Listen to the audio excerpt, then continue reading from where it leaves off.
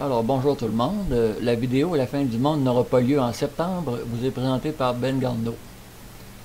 Il règne actuellement une ambiance étrange sur Internet et sur Facebook, alors on évoque les signes annonciateurs d'une catastrophe épouvantable. On parle ici que l'équipe du 21 août annoncerait quelque chose de terrible. Alors quelques images que j'ai trouvées comme ça sur Facebook et ailleurs. 12 événements critiques qui vont se produire sur une période de 40 jours à partir du 21 août. Alors tout ça en se basant sur une éclipse.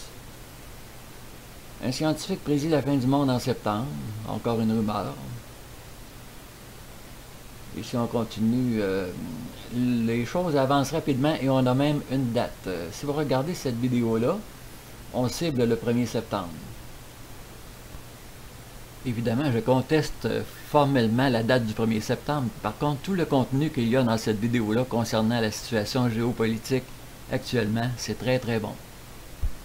J'ai mis le lien vers la vidéo dans la section description, alors vous pourrez aller la voir.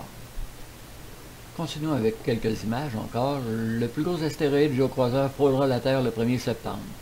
C'est possible, mais encore là, c'est pas parce qu'un satellite va croiser la Terre qu'il va effectivement nous rentrer dedans. Alors, encore des images qui annoncent toutes sortes de catastrophes. Une autre image. La planète X va probablement percuter la planète en septembre 2017. Ne vous fiez pas là-dessus. Pas du tout. Tout ça, ce sont des signes. Écoutez, il va y avoir un grand signe dans le ciel le 23 septembre. Alors, c'est très bien documenté. Quand on voit un signe comme ça ne veut pas dire qu'on va subir la catastrophe le jour même. Un signe, c'est comme un panneau de signalisation sur l'autoroute. Le signe nous montre qu'est-ce qui va se produire dans quelques centaines de mètres, tout simplement. Fait que, si je vois un panneau indicateur qui va avoir un feu rouge, ben, il faut rouler encore un certain temps avant d'arriver au feu rouge. Alors un signe, c'est rien que ça. Encore deux images pour montrer l'ambiance qui règne sur Internet actuellement. Le célèbre Express, c'est à peu près un des numéros 1 ça, de l'information en Europe. La planète X, l'extrusteur de la Terre, Nibiru, va apparaître le mois prochain, selon un ancien code dans les pyramides. Ce coup-ci, le Daily Star, un autre gros de l'information. L'éclipse solaire révèle la date exacte où Nibiru va détruire la Terre et c'est le mois prochain. Bon, écoutez, la Bible est très claire sur le sujet. Il va y avoir encore du monde sur notre planète dans 1000 ans. Alors, c'est sûr qu'on va passer une mauvaise période, une période assez difficile. Il faut se préparer pour ça, mais la fin du monde, dans mon sens à moi, c'est le moment où il arrivera qu'il n'y aura plus personne sur la Terre. Il va toujours avoir du monde sur la Terre, au moins pour encore 1000 ans. Qu'on se mette bien ça dans la tête, c'est ce que la Bible affirme. Maintenant, avant de vous parler de la planète X, je vais vous mentionner quelques textes qui existent dans la Bible. Alors, la ligne 6, ici, vous entendrez parler de guerre et de bruit de guerre. Gardez-vous d'être troublés. Ensuite, une nation s'élèvera contre une nation et un royaume contre un royaume. Matthieu chapitre 24, c'est tout simplement un court résumé de l'Apocalypse. Alors, ça nous aide à mettre l'ordre chronologique dans les événements. Il va y avoir une guerre mondiale. Celle-ci va durer 42 mois ou 1260 jours. Netanyahou avertit Poutine. Si l'Iran ne quitte pas la Syrie, Israël déclarera la guerre. Bon, supposons que l'Iran est en Syrie, pourquoi les États-Unis sont partout ailleurs? Posons-nous la question, qu'est-ce qu'ils font les États-Unis en Syrie, en Libye, en Irak, en Afghanistan? On donne l'exemple. L'Iran sont en Syrie, bon, ils suivent l'exemple, tout simplement.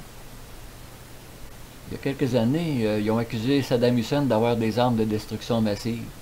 C'est les États-Unis qui ont fait ça. Pourtant, s'il y a un pays qui possède des armes de destruction massive, c'est bien les États-Unis. Autrement dit, ils accusent les autres de ce qu'ils font eux-mêmes. Tant qu'à moi, l'apocalypse, elle aura commencé le 11 septembre 2001, le jour des attentats aux États-Unis. Depuis ce temps-là que ça se bat partout dans le monde. Est-ce qu'on est en guerre actuellement? Les Américains, ils paniquent dans le Pacifique. Ils se font détruire plusieurs destroyers. Alors, c'est des accidents, semble-t-il, mais avec tous les instruments modernes de navigation qu'ils ont, ça fait un quatrième destroyer qui se font détruire. Est-ce que c'est un sabotage en quelque part? Je ne le sais pas. Alors, ils accusent sans preuve, encore une fois. Donc la prochaine date que je surveille, c'est le 13 octobre 2017. Est-ce qu'on aura tout simplement un autre grand signe? Est-ce qu'on aura absolument rien? Est-ce qu'il y aura un événement quand même désastreux pour notre planète? C'est ce qu'on verra. Et si je me trompe, eh bien, tant mieux. Donc actuellement, il y a des grands signes dans le ciel. Alors, moi je m'attends à une guerre mondiale. Et finalement, c'est la planète X qui va arrêter tout ce carnage-là. Je vous donne quelques nouvelles plus récentes concernant la planète X. Ici, Nibiru, témoignage et révélation d'un astronome. Alors, dans cet article que j'ai trouvé sur Facebook, on mentionne mon nom. Bon, rien d'étonnant, ça fait quand même 5 ans que je documente l'arrivée de la planète X.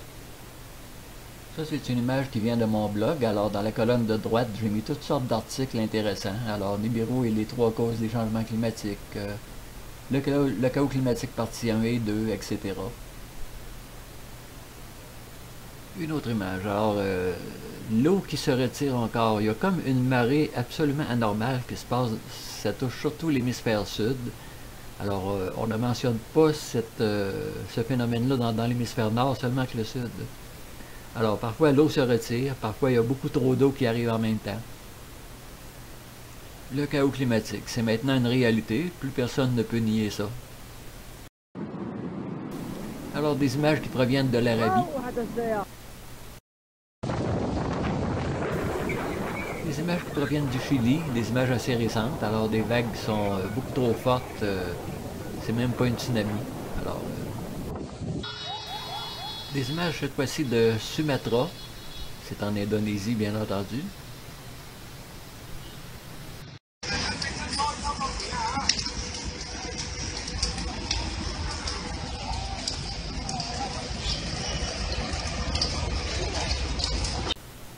Ça c'est dans le New Jersey, avril 2017, alors un jeu de lumière qui est un peu inexplicable. Une image qui vient de Science et Avenir. Alors au Groenland, le glacier fond par en dessous. Comme je le mentionne dans un de mes articles, Nibiru et les 3 causes des changements climatiques, c'est plus chaud sous le manteau de la Terre.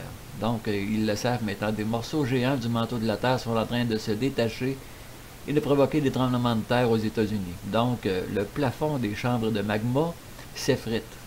Le plafond des chambres de magma, bien entendu, c'est le plancher sur lequel nous marchons. Ça, c'est une image qui vient de Science Post. Alors, c'est un phénomène nouveau. On constate qu'il y a une augmentation des niveaux d'ozone et de température dans certains océans. Alors, un explique l'autre. C'est-à-dire que la température sous la surface de la Terre, à l'intérieur de la Terre, la température augmente, donc ça fait augmenter le niveau des océans. Bon, une dernière image, mais pas la moindre. C'est une image qui vient de International Astronomical Union provided by the NASA Astrophysics Data System. Alors là-dedans, on reconnaît implicitement l'existence d'une naine brune dans notre système solaire. Alors si vous traduisez le paragraphe qui s'appelle Abstract, nous avons précédemment donné l'évidence basée que dans le nuage d'Oort, une Jovian Mass Brown Dwarf in our solar system. Alors, c'est une évidence, il y a une naine brune qui s'approche de notre système solaire. Ça va d'ailleurs faire l'objet de mes prochaines vidéos. Alors, d'ici là, je vous dis à la prochaine et merci d'avoir écouté cette vidéo.